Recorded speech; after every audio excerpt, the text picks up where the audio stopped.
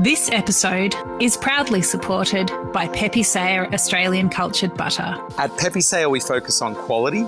So if someone comes into your restaurant and they see you're using Pepe Sayer, they know immediately that that is a quality product you've got in front of you on the table. And that comes from a decade of just doing quality butter day after day. For more information, go to pepesayer.com.au. I'd like to acknowledge Australia's First Nation people as the traditional custodians of the land, and for this episode in particular, the Peramang and Kiona people. I pay my respects to their elders past, present and emerging. And I just remember thinking, wow, how can, there be this much difference? The same variety are being grown in different places and expressing, a different sort of flavour and aroma profiles in each of those wines. And, it just sort of triggered a switch for me. And I thought, you know what, this is really what I want to do. I want to create this. This is Over a Glass. I'm Shanteh, Wale. Teresa Heuzenroeder is Senior Winemaker at Petaluma Wines. Now, if you drink Australian wine, chances are you've had the pleasure of tasting a wine from Petaluma in their well-recognised yellow label bottles. Petaluma is known for more than just exceptional wines. They are a distinguished brand and symbol of the Australian wine industry. Hi, Teresa. Thank you for joining me. Hi, Shanteh. Nice to be here. Fantastic. How is your day today? Where are you joining us from? I'm at the winery and the sun is shining, which is nice because we've had quite a lot of wintry weather, but I think there's more to come. But these kind of days sort of give you a glimpse that, spring is just around the corner. Yeah, someone told me the other day we're going to get a wet spring, and I thought, no, just don't tell me because my hopes are up and I really need to be thinking about slightly sunnier days than we have had. Yes, but for us as winemakers, wet spring is a good thing. Okay, so now I'm in two minds. It can be wet for you in Adelaide and it can be bright sunshine for me in New South. That's right. We'll go with that. Teresa, you grew up in Adelaide. How did you come to find your way into your amazing career in wine? Well, I guess like a lot of winemakers I know, I sort of didn't start out thinking that I was going to end up in the wine industry. I actually studied science at university and did a degree sort of in chemistry and microbiology, and sort of left uni, went to my first job and went, actually, I don't think I want to work in a lab for the rest of my life. So I guess it was sort of like a journey after that to kind of find, I guess you could say, my calling. And I was lucky enough that after a couple of years, I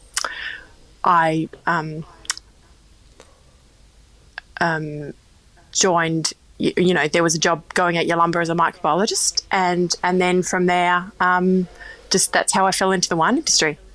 So tell me, a degree in microbiology, what does that now mean for you, and how does that help you in your kind of understanding of grapes and fermentation and things like that? I imagine it's actually really helpful in your career now, but give me a bit of an understanding about that. Yeah, I guess it sort of has really shaped my career and where I've ended up. I guess because, there are so many sort of technical aspects of winemaking, and my focus has been predominantly on white and sparkling winemaking throughout my career. And I think that really has been because of sort of my, science background, because there's a lot of detail that's involved, particularly in sparkling winemaking. So it's really shaped who I am as a winemaker, I think, and really sort of influenced sort of my style, I guess, and how I look at winemaking, I think. Yeah, especially with, like you said, with sparkling and all the different understanding that you need to have of second ferments and everything going on. I can imagine that, the more detailed, the better. You were senior winemaker at Yalumba. What was your experience at Yalumba? What did that teach you? Oh, look, I think it's really set the scene for, I'd say I'd really grown up as a winemaker at Yalumba. I was exposed to so many different regions. They took fruit from, pretty much everywhere. And and just sort of grew up through my career there. So I sort of started off in the lab as a microbiologist, and then sort of went back and decided I wanted to become a winemaker, and then sort of went back from the ground up from cellar through to, through the ranks of winemaking. So I got exposed to a lot of different wine styles. Yalumba was, a really great mix of sort of history and, it's been around for a long time, but also very much forging, new directions with alternative varieties. So I would say that, the depth and breadth of that experience has really shaped my winemaking, sort of, everything about the way I sort of approach winemaking and palate and all of those things. So, yeah, it was an amazing sort of journey there. And other than not wanting to be in a lab, which I can understand, I feel like you could apply microbiology to almost any kind of career. Why did you choose wine? Did you just think, I like to drink wine and maybe we could work with that? Was there a moment that you kind of flicked a switch and thought wine is pretty delicious? Yeah, so I guess I didn't really grow up with sort of drinking wine that much at home.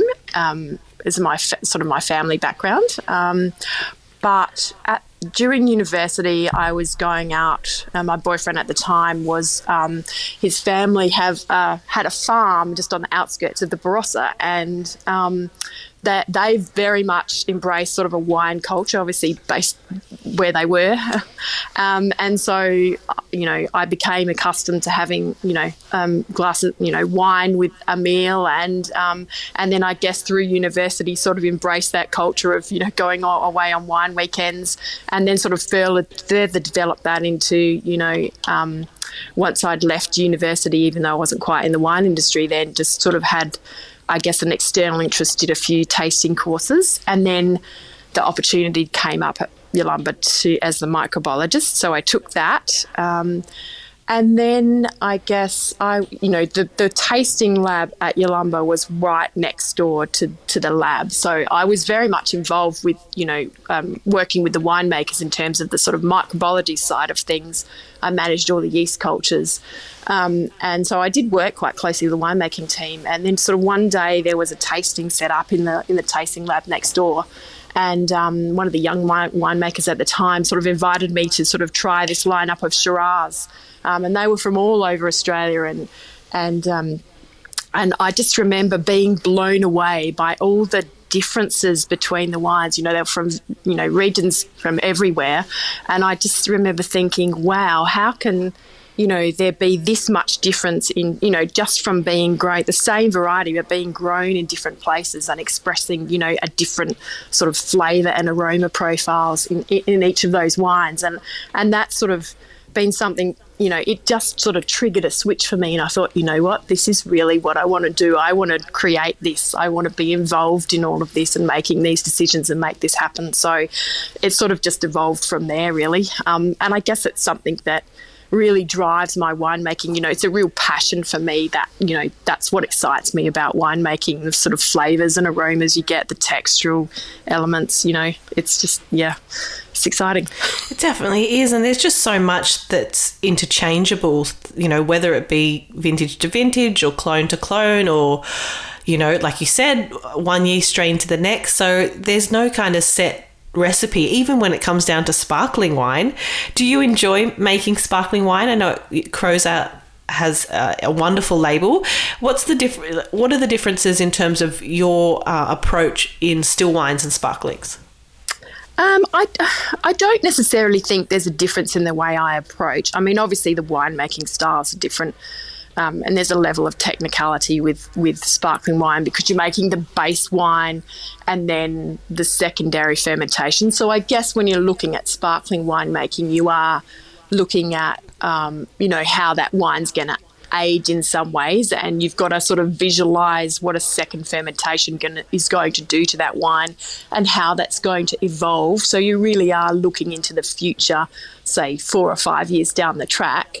But I guess that's no different to a red wine, a premium red wine where you've got to think about what it looks like as a young wine and then how that's going to evolve for, 4 or 5 years as an aged release. So, you're sort of looking for similar things and similar approaches, but obviously, as applicable to each of the styles you're making, so white, sparkling, red, which obviously is what I do now at Petaluma.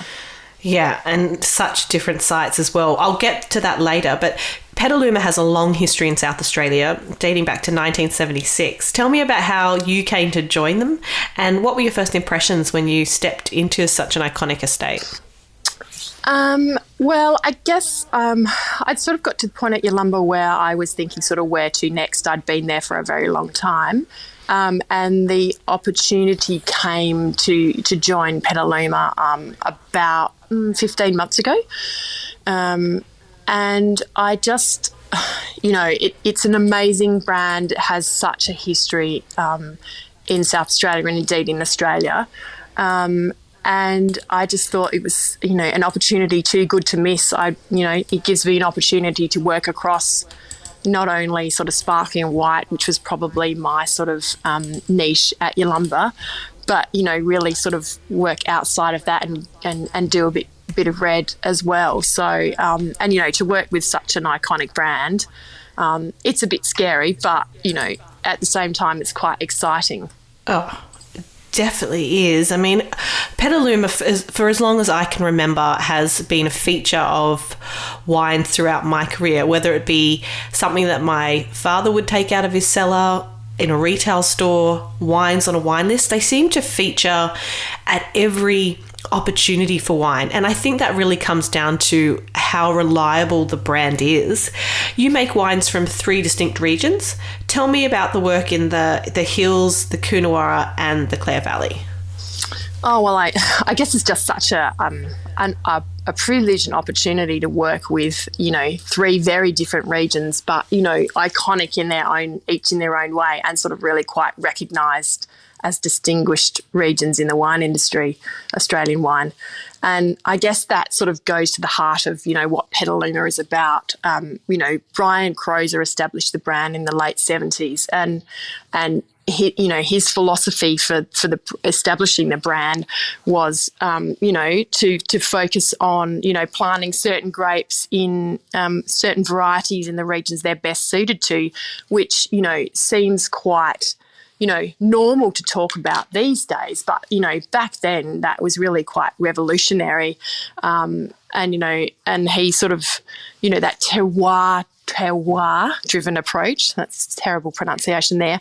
We really take that for granted now, but, and it's really quite a widely accepted part of Australian sort of wine landscape and approach to winemaking. But back then that was, quite pioneering. And I guess that's probably his sort of biggest contribution in some ways to the Australian wine industry. So, to be able to really focus on, region and variety, that synergy of excellence for each and suitability for each region is sort of, what really appeals to me. Riesling in the Clare Valley at our Hanlon Hill Riesling vineyard, the Piccadilly Valley and the Tears vineyard in Chardonnay in the Adelaide Hills, and then, of course, Coonawarra, we've got our Evans vineyard, which is, Cabernet and Merlot and a little bit of Shiraz. So, to work with, those regions of distinction, is really exciting. There's so much to be said for all of those regions. And, like you said, the Tears Vineyard is like the cream of the crop when it comes to Chardonnay in Adelaide Hills. Coonawarra is, incredibly classic Australian Cabernet and Merlot territory, and you've got the Hanlon Hill Riesling. Tell me about the upcoming vintage releases. So you've got the 2021 Hanlon Hill Riesling, the 2021 Chardonnay, and then the current release is the 2016 Cabernet Sauvignon. What a treat to be able to do a new release and have, that amount of time in bottle. Can you tell me a little bit about the vintages of those? Yeah, so I guess I'll start with 21 because we're the most recent first. And I guess we're sort of about, we're not that far from flipping over into 2022. But I guess 2021 was an amazing vintage to kind of start, step into the role at Petaluma because, it was a fantastic vintage. A lot of people have talked about it as being, one of the classics. And when, with Riesling, the key thing, particularly about Clare, is that, that ageability. And I think, 2021 will be one of those vintages that has an amazing ability to age. And 2016 and 2019 were in some ways a little similar in that they're both sort of warm vintages. 2019, which is our Tears release, current vintage, that was really low yielding and sort of in the middle of a sort of period of dry vintages. We're sort of in a wetter cycle at the moment. But, incredibly low yielding. So, quite concentrated, the flavours. And, that site's amazing, the Tears Vineyard.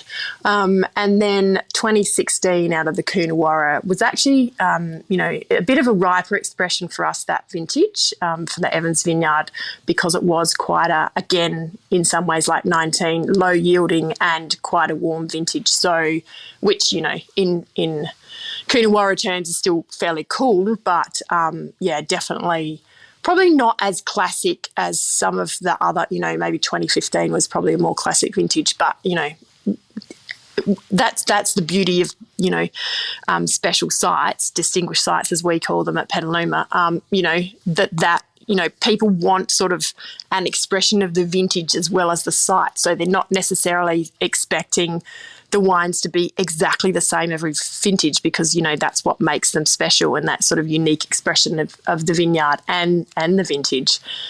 So, at that level, people want to see those differences. But I think the sort of key thing that ties everything together when we're talking about, those special sites is that, there is a what I like to call a DNA sort of fingerprint of the vineyard that you kind of see consistently throughout.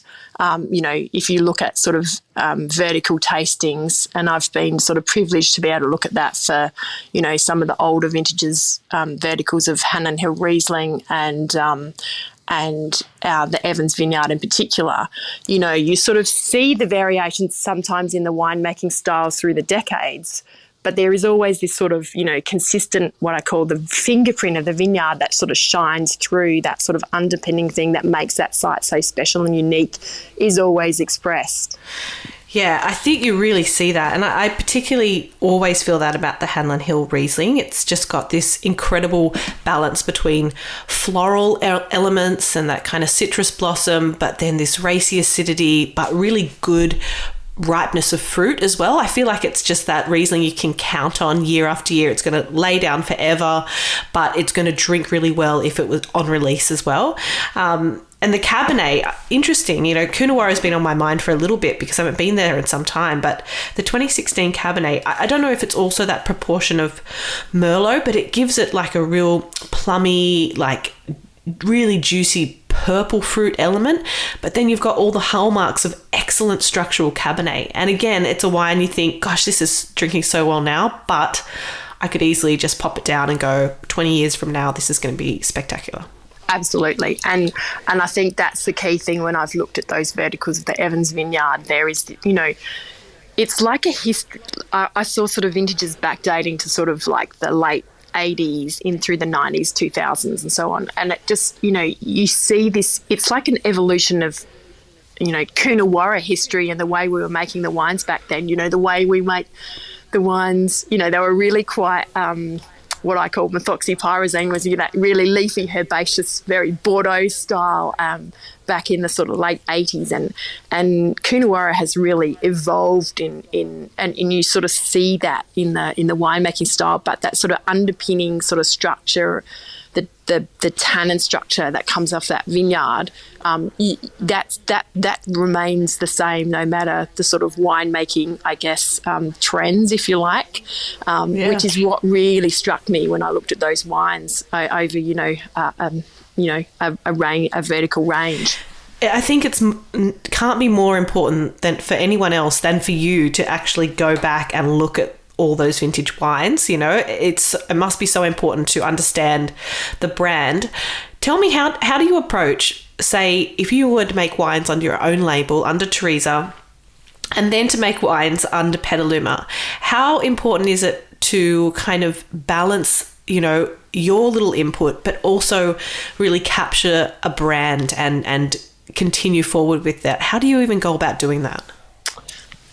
Look, I think part of it is, the vineyard for me is really what makes the decision, in a lot of ways. Like, you're really guided by the vineyard because you can't change the underlying character of the vineyard that comes through.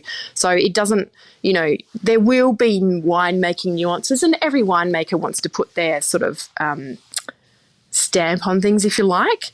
But I don't think you can ever override what comes from the vineyard. I mean, that's what's speaking. That's what makes special sites, so distinctive.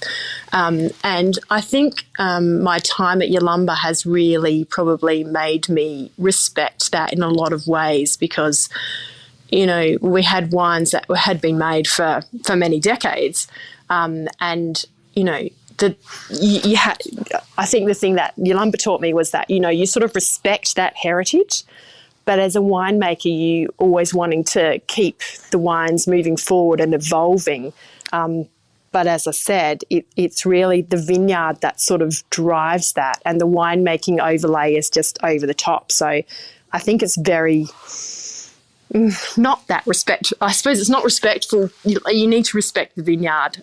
So it's not really about the winemaker. It's about what the vineyard sort of gives you, and handling that. I think I remember one of my colleagues was taking on a quite a well-known brand, and a previous boss basically was like, don't stuff it up because people expect these things, but our job is to just nurture what comes from the vineyard, and so if you respect that, then you're going to make a great wine.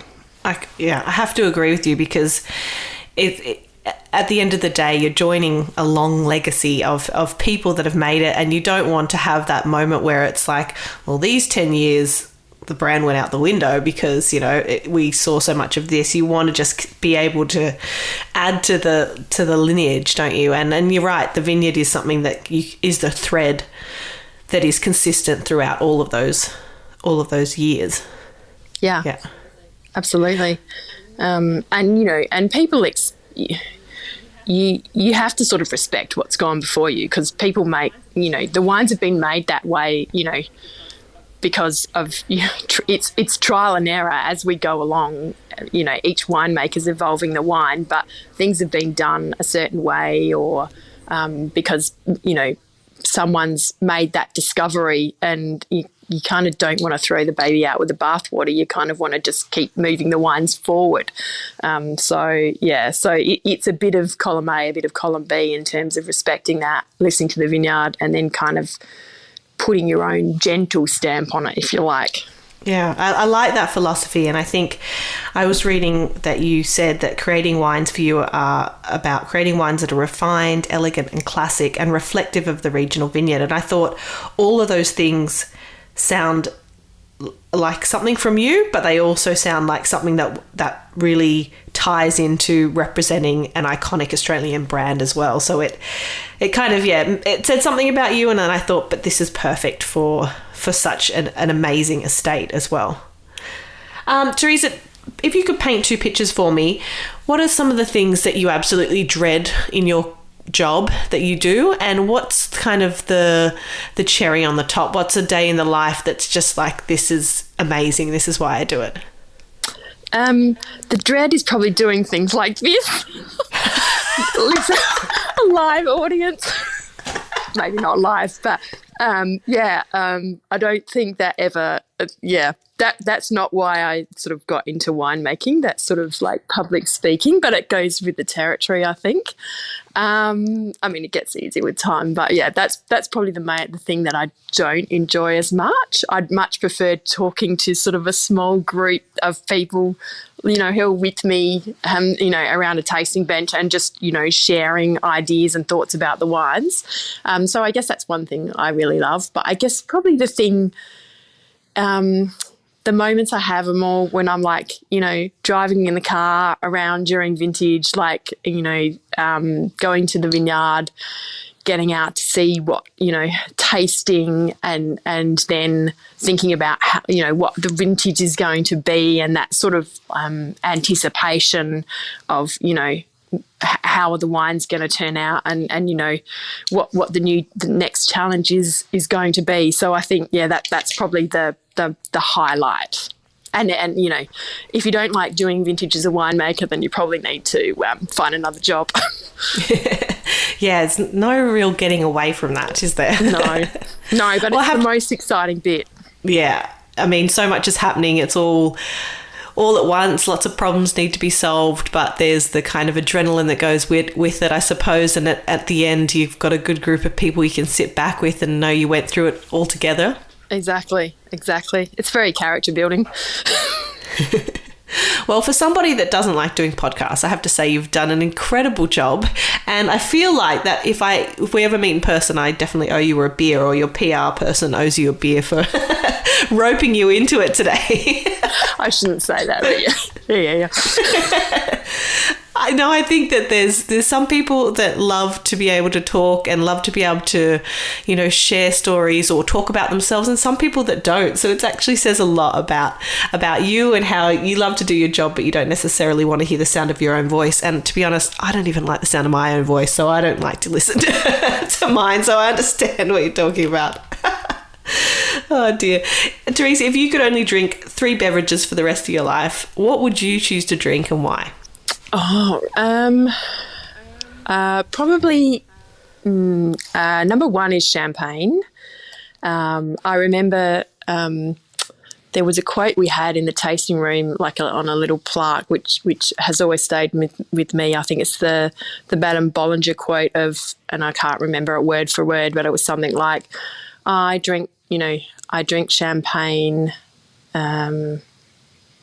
like when I'm happy, when I'm sad, when I've got company, basically any time. That's kind of just, it's not the right words, but and I remember that always stayed with me, and it's exactly how I feel about champagne, because I think it can go with any meal, any time, and I would never get sick of drinking it. I'm going to bring that quote up for you because it's so good, and I completely forgot about it as well. It says, I drink champagne when I'm happy and when I'm sad. Sometimes I drink it when I'm alone.